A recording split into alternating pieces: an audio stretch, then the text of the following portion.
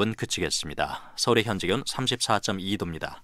KBS 1라디오 4시 경제뉴스 아나운서 박노원이었습니다. 4시 10분입니다. KBS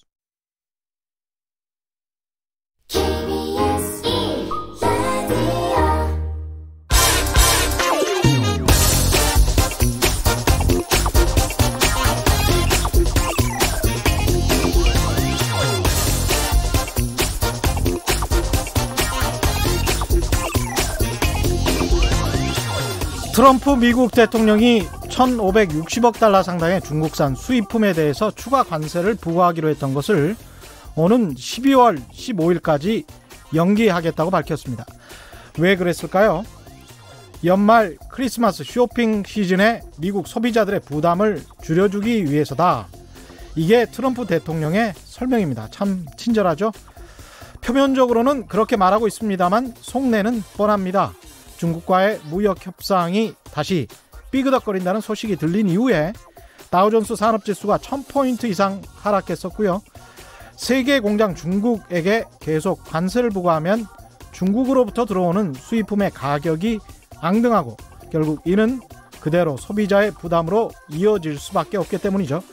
재선을 목표로 하는 트럼프 대통령에게는 부담스럽습니다. 트럼프도 국내에서는 표심의 향배를 살피면서 이 눈치 저 눈치를 보지 않을 수 없는 것입니다.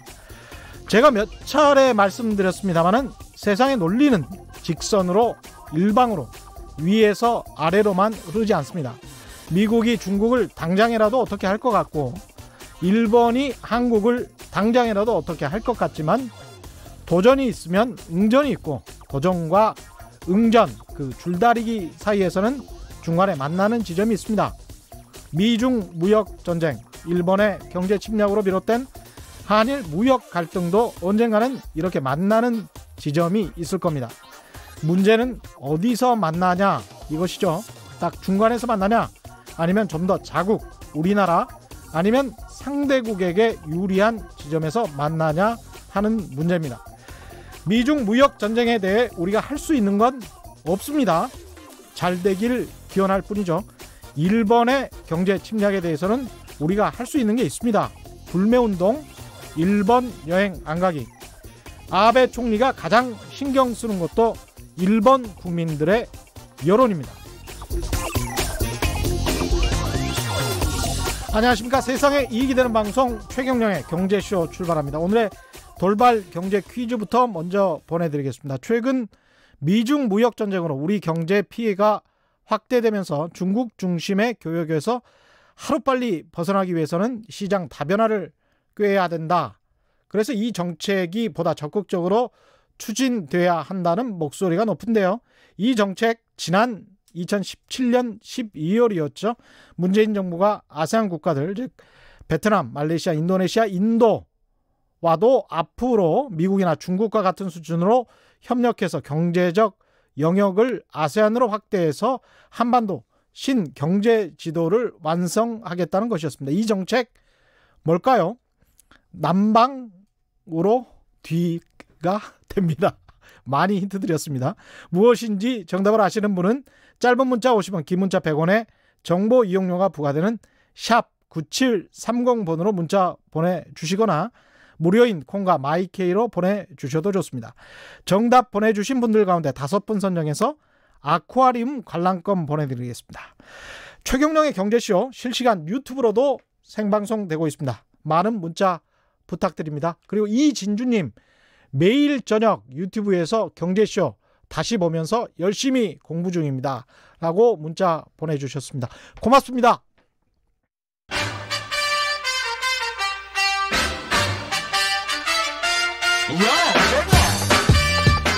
최경영이 원하는 건 오직 정의. 경제 정의를 향해 여러 걸음 깊이 들어갑니다. 최경영의 경제쇼. 네, 앞서 말씀드렸듯이 미중 무역 전쟁이 다시 주춤하는 듯 보입니다만 언제 또 다시 틀어질지 모르죠.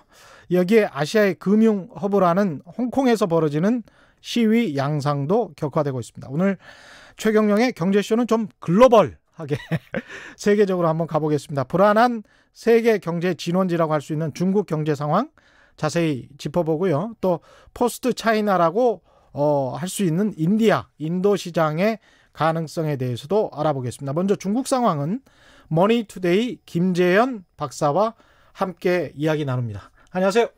안녕하세요. 예, 경력을 보니까 베이징 대학교에서 MBA 하셨고 중국 상해 교통대학교, 여기도 제가 굉장히 명문으로 알고 있는데요. 예, 맞습니다. 스스로 명문이라고. 쑥스럽지만. 예. 여기서 또 경영학 박사 하셨습니다. 예. 예. 경영학 박사는 사실 미국이든 다른 나라에서 따기가 좀 힘든 학문인데요. 그렇죠? 예, 뭐 쉽지 않긴 한데 저는 예. 그 중국 증시 쪽에 관심이 있어서 재무 쪽에 예, 하셨군요. 예. 예. 그래서 중국에서 한번 박사를 하고 싶었습니다. 스트래티지 쪽도 좀 공부를 하셨으면 전략 쪽도? MBA 할 때 좀 MBA 했었습니다. 예. 예. 주로 이제 MBA나 경영학 박사가 왜 따기 힘드냐면 전략 쪽 같은 경우에는 순 말로 하는 거라, 그렇죠? 굉장히 따기가 힘듭니다. 예, 경영학 박사. 예, 그렇죠. 예, 재무학 쪽 하셨으면 원래 그 정통 코스로 가셨네요. 중국 금융 전문가라고 불러도 손색이 없는 경력인데 요즘 언론에 이제 포치라는 말이 많이 나옵니다. 이 포치라는 뜻은 뭔가요? 포치라는 말은 예. 중국에서 그 치를 깼다는 의미인데요. 예. 그 위안화 환율이 이열산수 우리유 치 할 때 치. 예. 맞습니다. 칠. 중국어를 잘하시네요. 예. 예. 위안화 환율이 예. 달러당 7위안을 지금까지 깨뜨리지 않았는데 최근에 예. 그 7위안을 깨뜨리고 올라가 버렸기 때문에 그걸 포치라고 예. 하고 있는데, 사실 작년 그 4월부터 그 미중 무역 전쟁이 격화되면서 그때 위안화 환율이 달러당 한 6.3위안이었는데 예. 11월 달에 달러당 위안화 환율이 6.96위안까지 갔었습니다. 예. 그러니까 7 약간 밑에서 머물었는데 예. 그리고 나서 12월 달 G20 정상회의에서 트럼프와 시진핑이 이제 그 휴전하자, 그렇죠. 협상을 재개하자고 합의를 하면서 환율이 다시 6.7까지 내려왔었습니다. 예. 그런데 이번에 이제 협상을 하다가 협상이 완전히 뭐 결렬된 것처럼 보이자 틀었었죠. 예. 예. 그러자 이제 7위안위로 뚫고 올라가 버렸기 때문에 이거를 뭐 포치. 나름 충격적이라고 지금 많이 받아들이고 있어서 이게 화제가 되고 있습니다. 앞에 포라는 거는 중국어로 포인데 한국말로 하면 파자잖아요. 이게 예, 파칠. 예, 파칠이죠. 한국 발음은. 예. 예. 파격, 그러니까 칠을 깨뜨렸다. 예, 맞습니다. 우리말로 하면 그런 의미가 될 것 같습니다. 그래서 환율 조작국으로 지정된 다음에 미국이 환율 조작국으로 지정된 다음이었나요? 포치가 된 다음에 이제 환율 조작국으로 지정을 한 것이죠. 예, 바로 예, 맞습니다. 그렇게 된 것이죠. 이렇게 상황이 되게 이제 유동적입니다. 그래서 어떻게 앞으로도 바뀔지는 모르겠는데 지금 또 제가 오프닝에서 말씀드렸습니다마는 한 1,500억 달러 정도 미국 트럼프 대통령이 관세 조치를 12월 15일까지는 유예하겠다. 요거는 일단 좋은 신호로 봐야 되겠죠. 근데 제가 본 걸로는 1,500달러면 좋겠는데 이게 3천억 달러에 대해서 10% 관세 부과를 9월 1일부터 한다고 했다가 했었죠. 예. 12월 15일로 이제 이거를 연기한다고. 그 일부만 이제 일부. 일부만 3천억 달러에 대해서 세분해서 말씀을 하신 거고요. 3천억 달러에 대해서 10% 관세를 부과한다라고 했다가 1,560억 달러에 대해서는 12월 15일까지 연기시키겠다. 이렇게 이제 이야기를 했지 않습니까? 그러면서 이제 주변에 이제 사실은 미국 증시도 이것 때문에 상당히 많이 올랐었거든요. 지난밤에. 예. 그래서 이거는 일단 좋은 신호로 봐도 될지 어떻게 생각하십니까? 딱 뭐 하루 이틀 상황은 아닌 건가요? 하루 이틀 상황에서 뭐 좋다 나쁘다 이렇게 말할 수는 없는 건가요? 그 일단 위안화 환율에 대해서 좀 더 말씀을 드리자면 사실 그 중국 인민은행 전 행장 그리고 현 행장이 계속 5월에서 6월 연달아서 이제 포칠 그 7위안이 더 이상 중요하지 않은 그런 심리적인 그런 기준일 뿐이라고 얘기를 했습니다. 그래서 중국에서는 위안화 환율이 7을 깨뜨릴 수 있다고 미리 사전에 시장에 시그널을 준 거고요. 그런데 트럼프 대통령이 이제 3천억 달러 그 어치 중국산 제품에 대해서 10% 관세 부과를 한다고 하니까 중국에서 사실 중국에서 좀 세게 나간 거죠. 7위안을 깨뜨리고 위로 올려버렸으니까. 그래서 이제 트럼프 대통령이 저는 사실 중국의 그런 반응이 생각보다 직접적이고 좀 강했기 때문에 트럼프 대통령이 한 발 물러서겠다는 신호를 어제 준 거라고 보거든요. 그렇게 보시는군요. 예. 예, 그러니까 어제, 강으로 예. 나오니까 트럼프 대통령 쪽에서 온으로 나왔다. 트럼프 대통령은 무역 협상이 좀 잘 되고 있는 것처럼 전화를 받았다. 이런 이야기는 하기는 했습니다. 예. 근데 트럼프 대통령의 말은 그건 믿을 수가 없더라고요. 예. 그리고 트럼프 대통령이 예. 강으로 행동한다고 해서 중국 상대방이 약으로 받으면 트럼프 대통령이 더 강하게 나올 확률이 더 높거든요. 그래서 중국에서도 이제 강대강으로 받아버리니까 트럼프 대통령이 약간 한 발 약간 빼지 않습니까? 그러네요. 그런 식으로 한다고 볼 수도 있는 거죠. 그러니까 이제. 지금까지 패턴으로 보면 트럼프 대통령은 강한 상대에게는 적절하게 타협을 하는 모습을 그렇죠. 보였다. 예, 이렇게 예, 판단하신 거군요. 이 두 나라 무역 전쟁은 좀 사실은 우리나라 입장에서는 상당히 지겹지 않습니까? 우리 경제에도 굉장히 안 좋은 영향을 끼치고 언제 어떻게 끝날 것 같습니까? 제가 보니까 미국 대통령 선거가 내년 11월 3일이더라고요. 그러면 앞으로 448일 남은 건데 그때까지 이렇게 계속 갈까요? 그 중간에 어떻게 되지 않을까요? 제가 최근에 그 중국 쪽 자료들을 좀 보면 중국에도 뭐 증권사 리서치 센터장들도 다 중국은 박사학위를 받은 사람들이 많거든요. 미국에서 박사학위를 받은 사람도 많고. 미국을 정말 그 자기의 정말 영향을 크게 미치는 적수니까 경제 상대니까 잘 이해하고 있는데 대부분이 보면 이제 그 미중 경쟁이나 미중 충돌이 단기적인 이벤트가 아니고 장기적인 이벤트다. 그리고 공화당이 아니고 민주당이 대권을 잡아도 지속될 수밖에 없는 이벤트라고 예상을 하더라고요. 그래서 환율이 7위안 위로 뚫고 올라가 버린 것도 이제 중국이 미중 충돌이 이제 장기화되고 상쇄화된다는 가정을 했기 때문에 그렇게 좀 장기적인 그 대책을 세우고 있다고 말할 수 있을 것 같고요. 그래서 뭐 내년 그 미국 대선까지 지속될 확률이 상당히 크고 대선 직전 날까지는 설마 되지는 않을 거 아니에요. 11월 3일인데 그 전에 뭔가 이제 트럼프 대통령도 트로피 같은 것을 가지고 민주당 후보가 확정이 되면 야, 나 봐봐. 나 이거 미중 무역 전쟁에서 나는 이걸 얻었잖아. 뭐 이러면서 이렇게 치켜 세워야 될 텐데 그 시점을 어느 정도로 보시냐는 거죠. 어려운 질문을 하셨는데 대선 전에 무역 협상이 일단락을 짓더라도 그 대선 후에 다른 형태로 미중 충돌이나 경쟁, 뭐 기술 경쟁, 아니면 금융 경쟁, 그런 주도권 경쟁이 다른 형태로 나타날 확률이 높다고 저는 일단 보는데 말씀하신 대로 미국 대선 전에는 일단 무역 협상 쪽에서는 트럼프 대통령도 일단 단계적으로 챙길 건 챙기고 그렇죠. 중국 입장에서도 좀 미중 그 충돌이 어느 정도 안정화되고 있다는 시그널을 줄 수 있으니까 그런 뭐 단계적인 그런 타결도 가능하지 않을까 하는 생각이 들긴 듭니다. 그러니까 중국 입장에서 보면 이게 저는 그렇게 생각이 들더라고요. 미국 대통령 선거가 끝날 때까지 하염없이 기다리면서 두들겨 맞고 이러는 게 중국에게 유리할까 아니면 적당히 트럼프와 타협을 해서 그래도 혹시 만약에 트럼프가 재선될 확률도 있고 알고 있는 상대와 계속 이런 긴장관계를 가져가든가 아니면 계속 타협을 해나가든가 이러는 게 더 좋을까 나름대로의 속내가 있을 거란 말이죠. 중국 입장에서 보면 어떻습니까?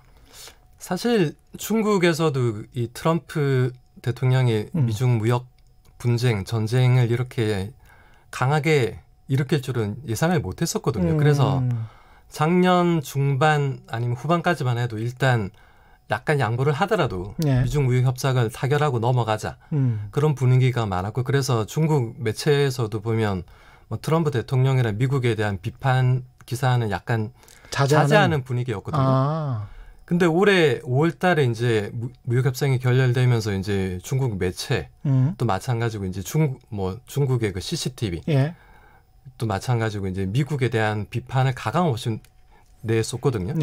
그래서 그런 걸로 볼 때 중국에서도 뭐 중국이 다소 양보를 하더라도 트럼프가 정말 중국 입장을 고려해서 협상을 타결할지도 않을 거고 그리고 미중 그런 충돌이 장기화될 수밖에 없다는 예상을 했기 때문에 좀 강하게 나가고 있다고 보고 그 아까도 말씀드렸다시피 그 포치 예. 파칠도 예. 그런 그 기반의 그런 전략 가정을 깔고 그렇게 장기적인 그 전략 준비를 하고 그리고 미국에 중국이 환율을 가지고 대응할 수 있다는 시그널을 보내기 위한 게 아닌가 저는 그렇게 보고 있습니다. 위안화를 평가 하락시키는 것은 장기전으로 가기 위한 포석이다. 그렇죠. 위안화 환율은 미국이 아무리 중국을 환율 조작국으로 지정하고 뭘 해도 뭐 미국이 할 수 있는 게 없거든요. 그렇죠. 중국은 네. 자본 개정을 개방한 나라도 아니고. 예, 맞습니다. 근데 네. 중국이 위안화 더 찍어내고 뭐 환율 오늘 보니까 인민은행에서 그 위안화 기준 환율을 7.0312로 고시했는데 예. 어제 트럼프 대통령이 관세 부과를 연기하니까 환율을 약간 낮췄거든요. 0.02% 약간 낮췄더라고요. 이게 정말 인위적으로 그런 게 가능하군요. 그게 미국의 시그널을 주는 거예요. 환율을 통해서. 예. 그게 철저히 그러면 환율을 보면서 당신들이 하는 것만큼 우리도 양보할 수 있다. 이런 이야기를 하고 있는 거네요. 미국과 중국이. 그렇죠. 이제 서로 잽을 주고받으면서 탐색전을 하는데 갈수록 이제 그 상대방에 대해서 알게 되면서 좀 뭐라고 해야 될까 오버할 가능성이 낮아지겠죠 아마. 쉽게 건드리지 못한다. 양쪽이 가진 카드, 미국과 중국이 가진 카드는 어떤 게 있을까요? 일단 중국이 내세운 카드는 환율이거든요. 환율이 작년 4월 달만 해도 6.32위안이었는데 지금 7위안이니까 거의 10% 넘게 절하된 거거든요. 그게 관세 뭐 10% 20% 올리는 것보다 더 큰 효과인데. 그렇죠. 지금 이걸 7위안으로 올렸는데 앞으로도 이걸 더 올릴 수 있다. 근데 어디까지 올릴 수 있다는 걸 얘기를 안 했으니까 미국에서는 이거를 좀 더 최악의 사람들이 항상 가정을 하지 않습니까? 그래서 더 급격하게 올릴 수 있다고 그렇게 짐작할 가능성도 높고 일단 환율 카드가 있고 특히 미국은 그 4년마다 대선을 하고 연임을 해도 8년을 할 수 있는데 중국은 장기 집권을 하고 있으니까 시진핑 주석이 지금 2022년, 2023년까지 아직도 한 4년 정도 남았고 그렇죠. 사실 5년, 10년 더 할 수도 있다는 거죠. 그래서 그렇죠. 본인이 맘만 먹으면. 그렇죠. 그래서 장기적으로 볼 때 그리고 정치적으로 그 인내할 수 있는 그런 감내할 수 있는 그런 한도가 중국이 미국보다 더 높다는 거. 그러네요. 시간. 트럼프는 끊임없이 재선을 준비를 해야 되는 그런 상황이고, 그렇죠.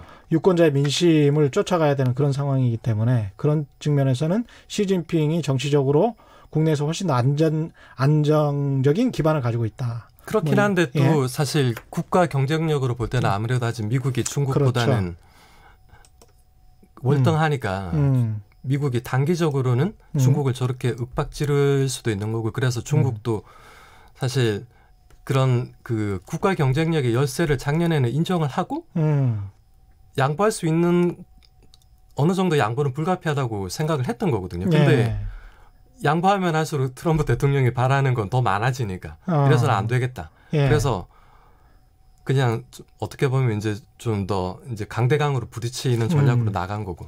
여기에 지금 변수가 생긴 게 홍콩인데 홍콩에서 이제 시위가 격화되면서 중국이 개입을 할 수도 있을 것 같다라는 그 보도들이 많이 나오고 있고요. 그걸 구실로 만약에 서방, 특히 미국 또는 영국이 중국 경제를 또는 중국 자체를 더 봉쇄하거나 공격할 수도 있지 않을까, 외교적으로.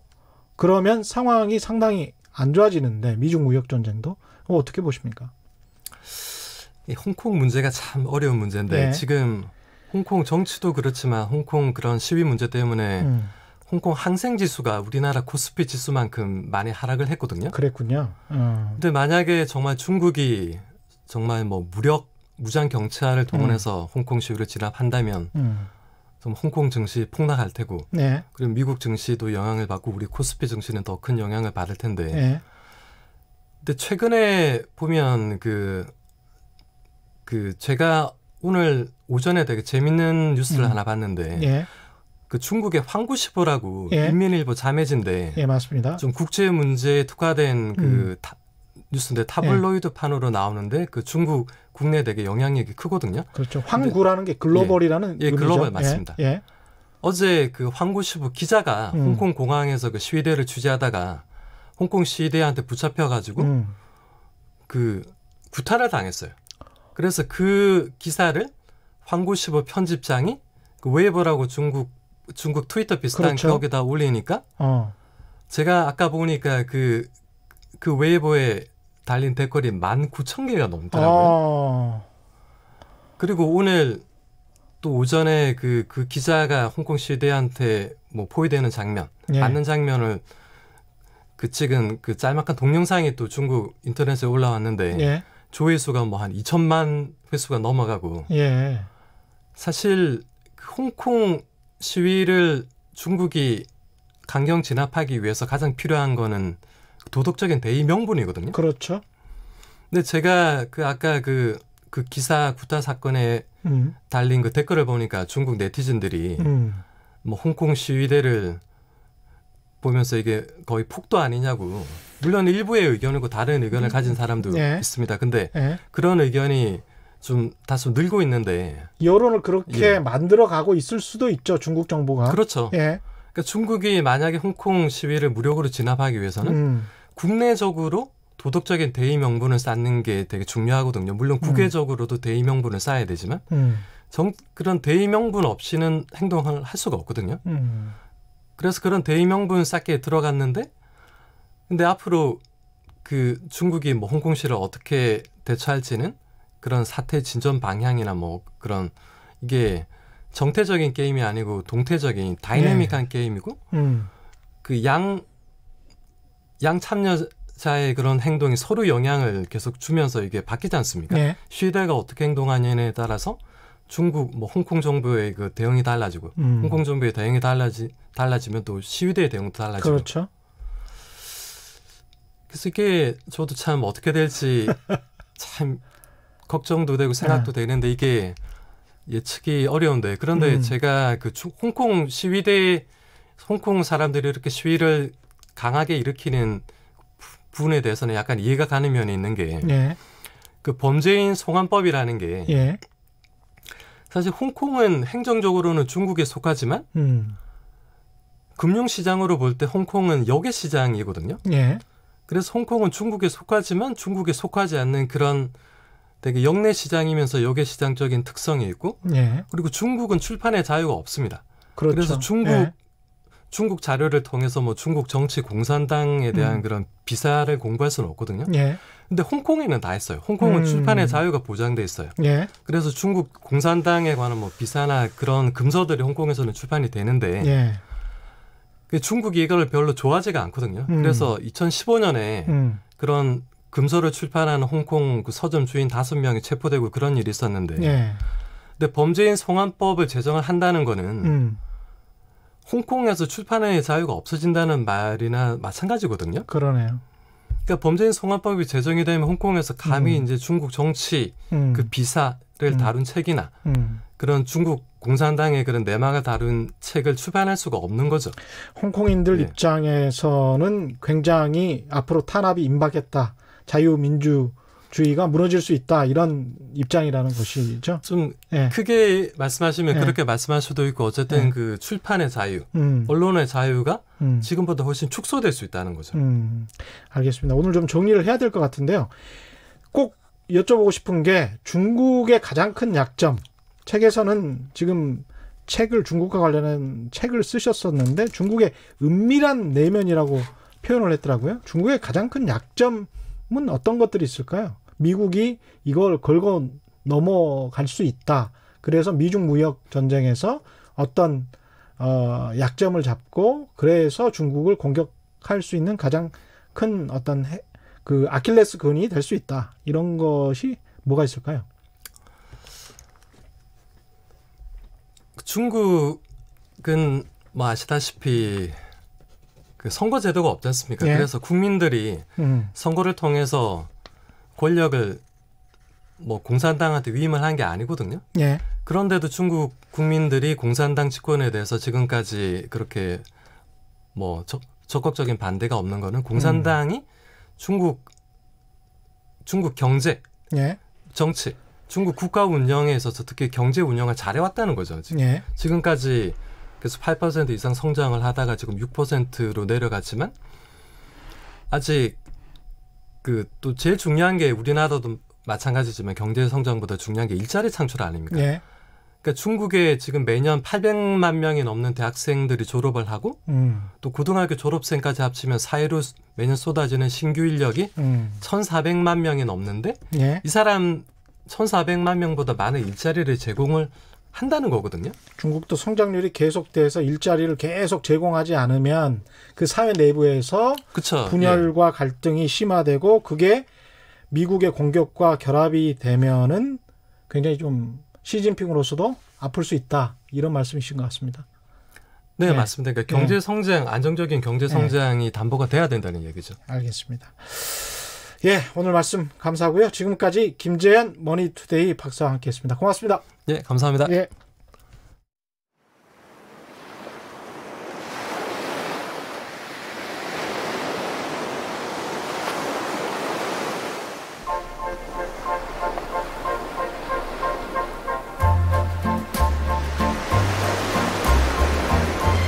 여러분 너무 더우시죠? 제가 시원하게 해드리겠습니다. 속이 뻥 뚫리는 빙하 같은 프로그램 최경영의 경제쇼. 여름에도 저와 함께 해주실 거죠?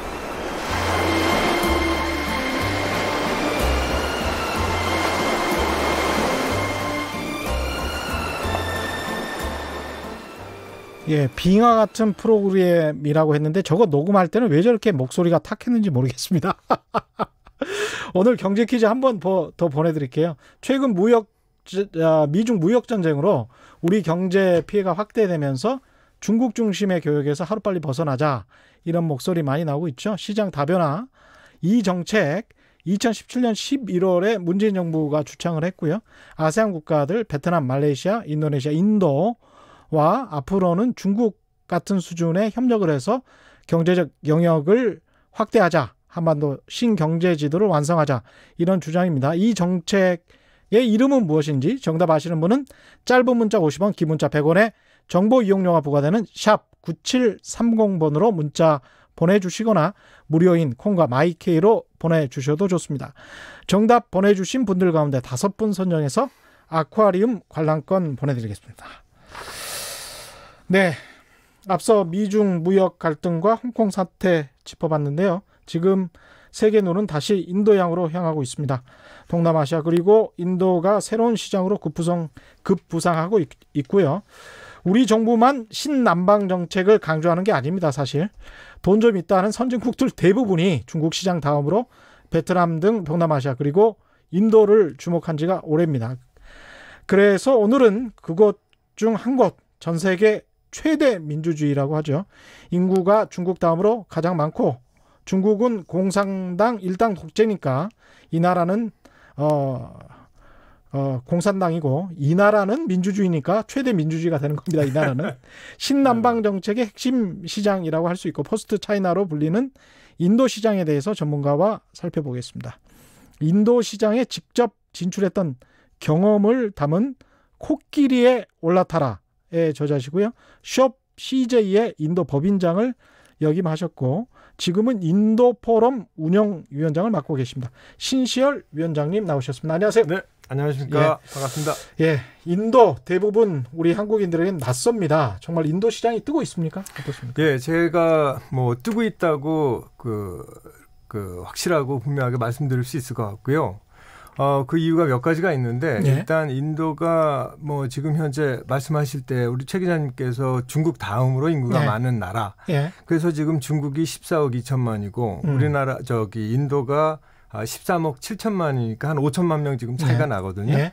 근데 이제 그 2024년이면 어떤 일이 벌어지냐면은 총 인구 숫자가 그러니까 인도가 예. 총인구 숫자에서 중국을 넘어서게 됩니다. 아, 그렇군요. 시뮬레이션을 하다 보면 그렇게 지금 나오거든요. 예. 그래서 이제 인도의 그 많은 그 막대한 인구는 곧 경제 규모를 얘기를 그렇죠. 하는 것이고 예. 시장의 규모를 의미하는 것이기 때문에 특히 그 중에서도 중산층이 한 2억 명 되기 때문에 우리 입장에서는 충분히 관심을 가지고 살펴봐야 되는 그런 시장입니다. 지금 시간이 별로 많이 남지 않아서 네네. 요약해서 좀 질문을 드려야 되겠습니다. 네네. 우리 기업들도 많이 진출해 있습니까? 지금 기업이 지금 현재 그 통계에 따라서 차이는 있지만 네. 한 300여 개 정도 300여 삼성, LG, 현대자동차, 효성, 뭐 롯데 예. 해서 이제 대기업들을 위시로 해서 중견 중소기업 한 300개 정도 보시면 되겠고요. 네.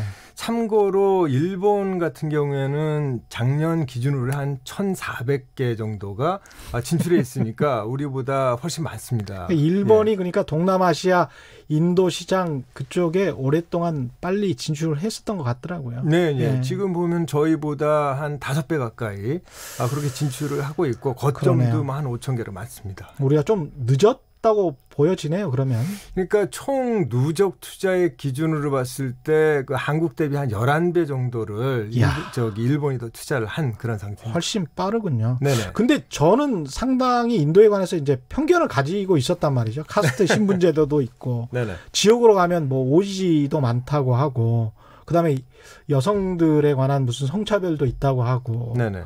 영어는 뭐 뭄바이 수도 말고는 쓰는 사람이 많지 않다. 근데 이런 나라에 투자하기 적당한지 모르겠다. 네네. 이런 편견이 있었단 말입니다. 네네. 어떻게 생각하십니까? 이거? 그 제가 보기에는 뭐 우리 최 기자님께서 말씀하신 대로 네. 일정 부분 좀 편견이 좀 우리 네. 그 최 기자님뿐만이 아니라 다른 그 한국 국민들한테 좀 있는 것 같고요. 제가 보기에는 그 인도가 가지고 있는 장점이 굉장히 많습니다. 뭐 예. 영어를 말씀을 하셨지만 예. 통계적으로 보면 한 5명 중에 1명 정도는 대기업이나 대도시나 중소기업에서 이렇게 예. 만나시게 되는 쇼핑몰에 인도 사람들이 영어를 대부분 잘한다고 보시면 되는 거거든요. 그렇군요. 그래서 진출한 일본보다 훨씬 낫네요. 그 점은. 훨씬 낫죠. 예, 굉장히 낫습니다. 그리고 실제로 그 인도 토종 출신 그 굴지 그 다국적 기업 CEO들도 많습니다. 사티아 나델라의 그 MS나 피차이 그 순다르 피차이 같은 구글의 CEO도 인도 토종이고요. 그다음에 뭐 펩시코의 그 인드라누이 같은 CEO도 그러네요. 그렇고요. 예. 예. 이게 늘 잠재적으로 큰 시장으로 불려왔는데 네. 중국처럼 세계 공장으로 떠오르지 못한 다른 이유들도 있을 것 같습니다. 제가 보기에 이제 그 아까 이제 일본하고 비교를 했었는데 실제로 진출은 한국이 훨씬 빨랐습니다. 예를 들어서 90년대 그랬군요. 중반에 우리 삼성, LG, 현대자동차가 들어가서 자리를 잘 굳혔는데 그 후에 이어진 우리 한국 중견기업들과 중소기업들이 좀 실패를 맛봤거든요. 이유 중에 하나가 뭐냐면은 좀 한국 분들이 사실은 좀 빨리빨리 문화가 있고 그러다 보니까 우리 그 삼성이나 LG나 그 현대가 성공하는 거 보니까 우리도 들어가면 바로 성공할 수가 있겠다 해서 좀 급하게 생각하신 부분들이 없지 않았나. 그런 것들이 좀 있습니다. 그래서 서두르다 보니까 시장 조사라든지 시장에 대한 충분한 이해 그런 것들 없이 이렇게 빨리 진출하다 보니까 충분한 시장 조사가 필요했었는데 근데 지금은 그래도 그때와는 다르다. 상당히 좋다. 이렇게 판단을 하시는 겁니까? 예, 그렇게 판단을 하고 있습니다. 일단 그 아까 그 중산층을 말씀드렸는데 그런 부분들이 결국 그 시장 규모하고 경제력하고 연결되면서 우리하고 시너지를 발휘를 할 수가 있는 거고 자 작금의 현실은 우리나라가 지금 뭐 사드의 이슈가 완전히 끝나냐 완전히 안 끝났고 그다음 그렇죠. 미중 무역 전쟁 패권 전쟁 그다음 일본하고의 그 수출 규제라든지 그런 복잡한 문제들이 있으면서 우리 입장에서는 말씀하신 그 신남방 정책을 필두로 해가지고 뭔가 다변화가 필요한 그런 시점이고 그렇죠. 제가 봤을 때는 10년 20년 혹은 20년 이상 우리가 인도하고의 관계를 잘 가져가면서 수출과 수입에 상호 그 윈윈되는 관계를 끌어낼 수 있는 그런 시점입니다. 인도의 미래는 어떻게 상상하시나요? 중국처럼 될 수 있을까요? 지금 프라이스워터하우스라는 컨설팅 기관이 2011년도 굉장히 유명한 컨설팅. 그렇죠. 2017년도 말에 이미 그 판단을 해보니까 그 구매력 말고 명목 GDP 말고 구매력 지수, TPP라고 하는 구매력 지수 기준으로 봤을 때 이미 2016년에 인도는 전 세계 넘버 3가 됐다. 아, 그래요? 예, 지금 그렇게 돼 있습니다. 그건 제 얘기가 아니고 프라이스 워터하우스의 얘기고요. 그다음에 2050년 기준으로 봤을 때는 전 세계 넘버 2가 돼 있을 것이다. 그렇게 중국을 제칠 것이다. 있습니다. 아닙니다. 중국이 스틸 1등이라고 보고 있고 그 후에 이제 그러니까 미국을 제치고 인도가 2등으로 올라가는 거죠. 거의 시간이 다 돼 가서. 네네네.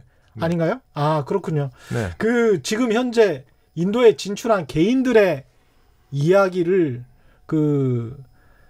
좀 해주시면 좋을 것 같은데요. 네네. 스스로 이제 경험한 이야기. 네네. 진출을 하셨었으니까 실패 경험담이랄지 성공의 경험담. 네. 일단 시간이 많지 않으니까 제가 한두 가지씩만 말씀드리겠습니다. 성공 경험담은 예를 들어서 이런 거죠. 이제 그 매직마비라고 해서 신개념 그 청소 청소 기구를 갖다가 저희들이 판매를 했는데 약 한 6, 7년에 걸쳐 가지고서 총 100만 개를 넘게 팔았습니다. 그러니까 공전의 히트를 그러니까 소위 그 대박 개념으로 이렇게 그 상품 판매가 이루어졌었고 중국처럼 될 수가 있군요, 진짜. 그럼요. 맞습니다. 또 하나는 뭐 지금 우기가 있지 않습니까? 인도 같은 경우에 이제 6월부터 9월까지 4개월인데 그때 빨래가 잘 안 마르니까 저희가 이제 한국에서 건조기 빨래 건조기를 저희가 빨래 건조대를 갖다가 이렇게 런칭시켜갖고 그것도 50만 개 이상 팔았고 그다음에 간편 머리 염색제라고 하신 리체나라고 그런 것도 저희가 한 30만 5천 개 이렇게 팔았습니다. 그래서 그런 성공담이 있고요. 그다음에 말씀하셨던 그 실패담 같은 경우에는 옛날 혹시 기억하실지 모르겠습니다만은 그 스카이콩콩 아시죠? 스카이콩콩 알죠? 어렸을 때 많이 해봤죠. 어렸을 때 해보셨죠? 이게 스카이콩콩을 저희가 런칭을 했다가 실패를 했습니다. 아쉽게도. 인도에서? 이유가 뭐였냐면은 우선 이제 스카이콩콩이 제대로 작동을 하려면 사실은 이 그 맨바닥 그냥 땅이 아니라 그 시멘트 바닥이 좀 있어야 되거든요. 맞습니다. 그게 잘 튀죠. 그래야 잘 튀죠. 먹지 않고 땅 속에 파이지 않고 그런데 그거를 저희가 조금 좀 생각을 좀 잘 간과를 하는 바람에 그것도 시장 조사군요. 그것도 시장 조사고요. 그다음에 제습기를 저희가 이제 런칭을 했다가 좀 실패를 맛봤습니다. 습한 나라인데. 그런데 어떤 일이 있었냐면은 일단 가격이 비쌌고. 근데 우리나라 그 제습기는 좀 팬시한 여러 가지 고기능들을 갖다가 이렇게 단추를 막 달고 그랬거든요. 그것을 이제 그 인도 실정에 맞게 이렇게 변화시키지 않고 런칭을 했다가 제대로 안 된 케이스고 만약에 그냥 순수 제습 기능만 단순하게 있는 단순하고 심플한 그런 제습기를 런칭했다면 성공을 했을 것이다. 왜냐하면 그러면은 가격을 낮출 수가 있잖아요. 그러네요. 그런 부분들이 좀 있었습니다. 문자들이 꽤 들어오고 있는데요. 저는 인도에 관해서 이렇게 관심이 있는 분들이 많은 줄 몰랐습니다. 그러세요? 네. 이진주님, 제 회사 동료도 2달 전에 회사 그만두고 인도로 갔어요. 그분 언니가 전부터 인도에서 식당을 하셨는데 엄청 잘 된다고 하더라고요. 여기랑은 비교가 안 된다 하는 얘기 듣고 저도 살짝 솔깃했습니다. 한국 식당, 한국 음식, 그다음에 K-팝 이런 것도 굉장히 관심이 있습니까? 지금 문화적으로 봤을 때. 사실은 자 많은 분들이 저한테 여쭤보시거든요. 인도 사회에 한류가 있냐? 그럼 제 정답은 제가 드리는 대답은 이렇습니다.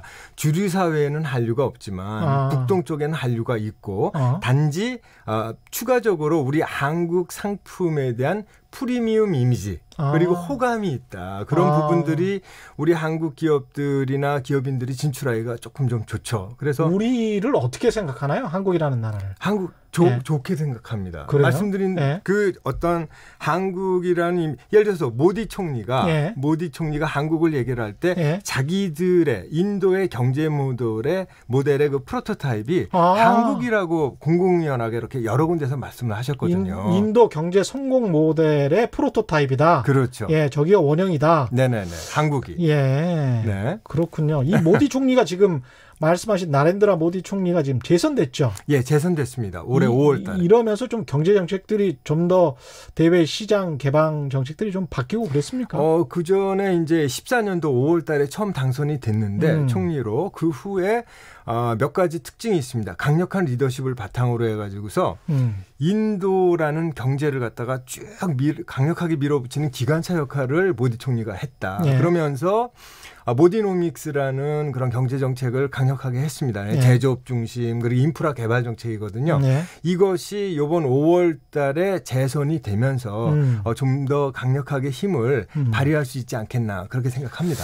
그러네요. 네네. 중국 같은 경우에는 이제 뭐 관시라고 해가지고 관계 네네. 이게 굉장히 뭐 중요하다고 하지 않습니까? 뭐 형 아우가 되면 이제 금방 사업이 풀린다고 하고. 네네. 인도는 어떻게 진출을 하면 어떻게 사업을 풀어 나가야 될까요?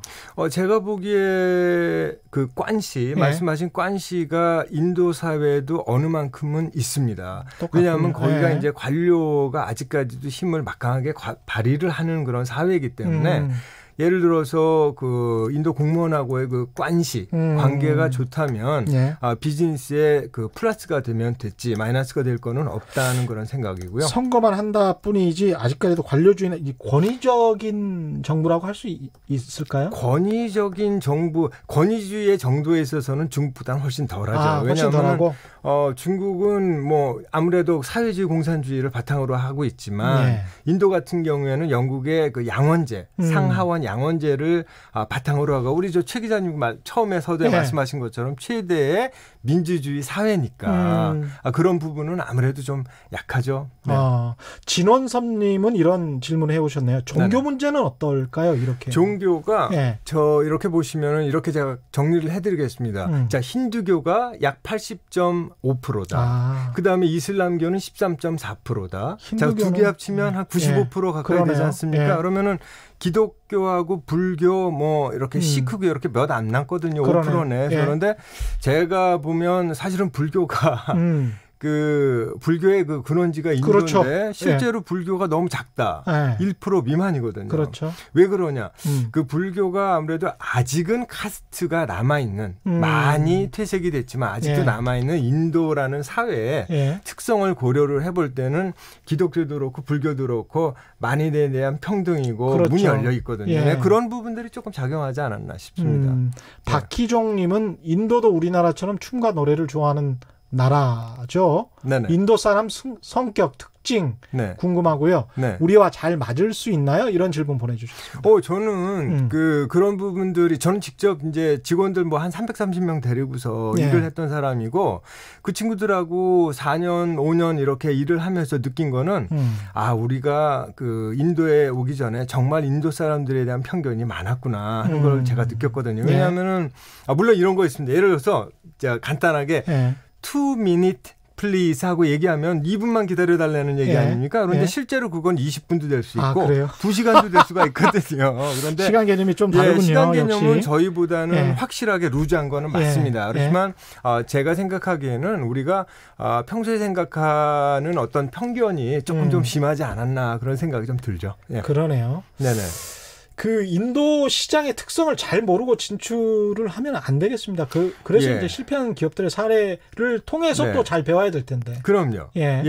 그 제가 봤을 때 그 무엇보다 중요한 건 아까 이제 그 진출을 할 때 아까 빨리빨리라는 그 한국 기업 특유의 그 속성이 있다고 말씀드렸지 않습니까? 그래서 빨리빨리 하게 되면은 아무래도 중간중간에 꼭 그 해야 될 그 과정을 빼먹고 이렇게 그 진출을 하게 되는 경우가 많고 결국 시장 조사를 그래도 꼼꼼하게 살피고 그다음에 연구하고 공부하고 그래서 들어가야 되거든요. 그런 부분들이 조금 더 필요할 것 같습니다. 사전에 꼼꼼한 준비 이거는 뭐 어떤 마케터도 계속 강조하시는 필수적인 거고요.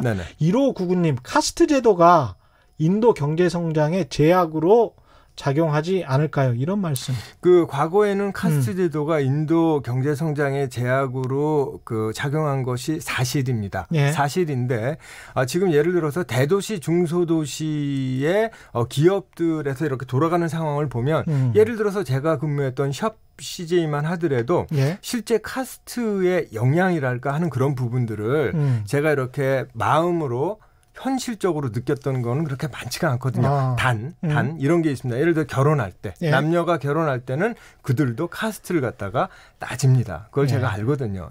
중매 결혼. 하지만 많은 부분 좀 퇴색해진 게 사실입니다. 마지막 질문 드려야 될 것 같습니다. 네네. 거기서 인도에서 우리 한국도 그 인도의 미래에서 함께 번영을 누릴 기회가 있을까요? 어떻게 보십니까? 반드시 있다고 저는 생각을 합니다. 반드시 이게 있다. 뭐 우리가 지금 신남방 정책 말씀하시면서 뭐 베트남이나 뭐 인도네시아 얘기들을 하고 예. 있지만 그리고 저도 뭐 찬성합니다. 예. 그쪽 베트남, 인도네시아 진출하는 거에 대해서. 그러나 아무래도 국가 사이즈라든지 경제 성장률이 전 세계 최고니까 중국이 지금 지난 6년간 예를 들어서 6.7%, 예.